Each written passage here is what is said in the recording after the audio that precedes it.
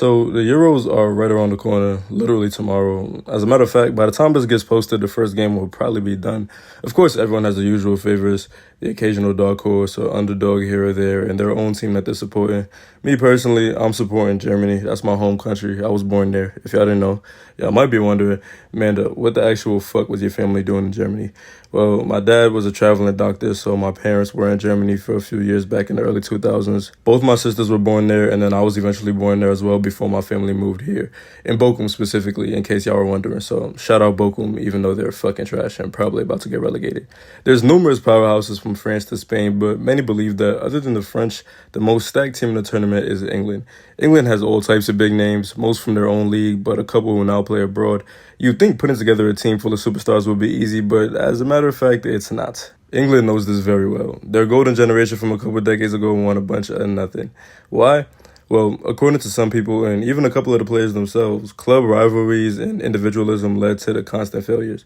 One of their other main problems, though, was the fact that they tried to shoehorn all their big names into the starting lineups, and it prevented the team from playing to their best ability. Scholes, Gerrard, and Lampard all played damn near the same position in the attacking midfield and were slight variations of the same player, yet they still often started together. Did that make sense? Looking back, hell nah. Three attacking midfielders with similar profiles who also sometimes started with Beckham in the midfield in a 4-4-2. We've seen how important the defensive midfielder has become the more football evolved. This team setup was outdated even at that time period as the game began moving forward. That's not to say England's golden generation was bad by any means. They regularly advanced fairly far in the knockouts and might have made a World Cup final if not for a lucky goal that even Ronaldinho himself admitted was a fluke. They were still a disappointment relative to their team on paper though, and everybody knows it. This season, England has one of the most stacked teams in recent memory, at least in front of the back line. Kane, Bellingham, Rice, Foden, Saka, Palmer, and Gordon, along with younger potential stars like Wharton and Mainu. Unfortunately, there's only 11 spots in the starting lineup, and all year the debate has been raging over who deserves it. Gordon and Palmer had breakout seasons. Saka was brilliant most of the season. Again, Foden won Premier League Player of the Season. Kane scored over 35 goals in Germany, and Bellingham was a Ballon d'Or candidate for Real Madrid. Mainu stepped up for United numerous times this season, and Wharton was very good for Palace. Bowen, Eze, and Watkins all had great seasons as well. England has a deep squad in most areas. All great players share. Now, who the fuck is holding that bench? There's a few specific positions that have the most turmoil. Before we get to that, let's talk about the positions that should be pretty much locked down. Striker, obviously, Kane has arguably been the best striker in the world this season. Unfortunate luck with Leverkusen deciding to go berserk, but he still won the European Golden Boot this season and has sole control up front. Saka is also a lock on the right. Listen, argue all you want, but alone on the right wing, there's nobody in the England squad better than Saka. Palmer is best as a creator and playmaker towards the middle and doesn't provide nearly as much defensively as Saka. It's not close. He brings too much to the team in and out of possession to bench him for a lesser right-wing player who functions better with overlaps and doesn't have the decision-making or crossing ability of Saka. Saka is also a proven national team player and has been one of, if not England's best player for the last 2 to 3 years. A player that just had his first brilliant season and has little to no national team experience, with none of his few appearances being impressive at all, is not displacing England's back-to-back player of the year who has multiple outstanding seasons for club and country under his belt. Sorry. Right side defensive midfielder is a lock. Not really much question here. This is a no-brainer. Left back probably would have been Shaw, but I don't know what's going on with his health, so Trippier. There was a sickness scare with Stones a few days ago, but he's back, thank the heavens. I'd take Stones on his deathbed with one leg over Dunk starting at center back. Imagine Kylian fucking Mbappe bearing down on Lewis goddamn Dunk. Pickford's gonna need a clone and goal because that box finna be a firing range. Gahey seems to have the other center back spot locked down, and that's fine. The rest of the starting lineup is up for debate, so let's talk about it. We'll start with the midfield other than Rice, because that's where the biggest debate lies. There's plenty of things Southgate can do that can work, but which option would be the best? You can try a double pivot with Rice and Mainu or Rice and Wharton, but there is the question of whether their lack of national team experience and young age can hurt an English team that's supposed to be one of the favorites. From what it looks like to me, Mainu can already handle the pressure of big stages, as he's proven multiple times this season, and sure, he's made some youthful mistakes, but alarmingly less than most players his age. If you don't like the kiddies getting their PT though, there's the option of a Rice-Trent pivot. Unfortunately, that option also comes with its own issues. I've been iffy on the whole thing for a while. Trent isn't the disaster in midfield that people make him out to be, but you shouldn't shoehorn him into the midfield to accommodate Kyle fucking Walker in 2024.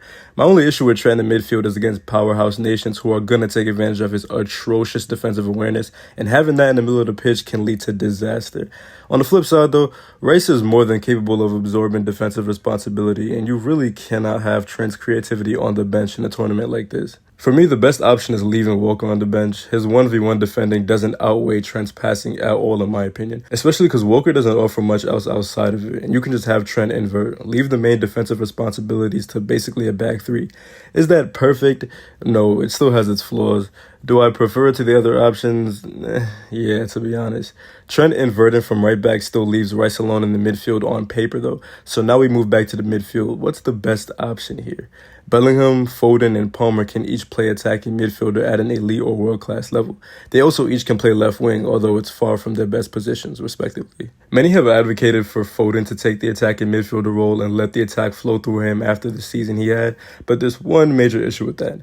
Declan Rice isn't Rodri. Foden benefits heavily from what Rodri does in the midfield. He's a maestro with the ball at his feet, and him finding Foden between the lines and reorganizing the defense with a few passes is one of the main reasons Foden has so much success at attacking midfielder for City. Rice is simply not as good of a passer, and to be honest, he doesn't have to be. His defensive ability and ball carrying is what makes him as a player, and he doesn't make the risky passes that often elevate midfielders to the level of elite passers. The problem here is that Foden works well with players that can break the lines and feed him those balls. Don't get me wrong at all. I'm not saying he's trash without Rodri exactly. I'm more so saying that he will never be at his best at attacking midfielder in this England squad. Foden has constantly put up poor performances for England, and there's rarely been a time where he's gone out there and taken the reins of a game for the national team. I don't know about centering the attack around him when he hasn't proved he can do anything with that responsibility. At the same time though, his upside is just as huge as his potential downside, and you won't get that upside if you stick him on the left wing. It's a question of whether you want to put faith in someone who has shown that they somewhat struggle for country, but can help lead the team to greatness if it works out, or whether you want to be safe and put your trust in a player that's shown up for England numerous times in the past. You can also go with the third option and put both of them in the midfield. Bellingham can play next to Rice and Foden can play in front of them, or you can even have Rice as the lone six and let both Bellingham and Foden put in work in front of him. Again, this setup also has its flaws, numerous flaws, but literally every possible setup for this lineup has its own issues. There's an argument for and against almost every combination you could come up with. For me, Bellingham has to start though, and it's way easier to fit him in because he can excel literally anywhere in front of the back line. People are acting like he has to either start over Foden or smell the bench, as if he wasn't one of the best midfielders in the world as a central midfielder for Dortmund before this year. The attacking midfield and second striker isn't even where he's best. He was there out of necessity for Madrid. If you really can't stomach Palmer taking a seat on that wood, then Bellingham next to Rice, Saka on the right, Palmer in the attacking midfield, and Foden on the left.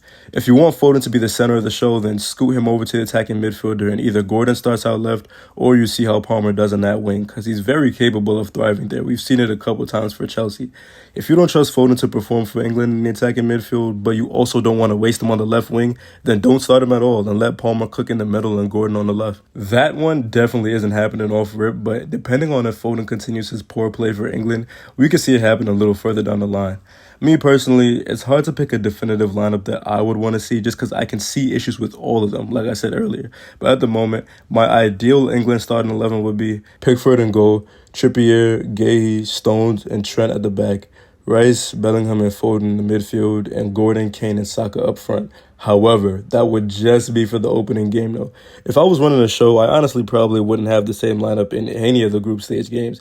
Got to test out players like Palmer, Mainu, and Wharton and see if they could potentially fit into the starting lineup in the knockouts. Leaving Palmer on the bench is probably the worst thing about the lineup I said, but again, shoehorning players into the lineup because of their name usually doesn't exactly end well. If he can't fit in right now, he can't fit. There's potential for him to slide in later. Let me know who you would start at the Euros for England in the comments. Let me know who you'd bench. I'm interested. Thanks for watching, y'all. Enjoy the beginning of the tournament.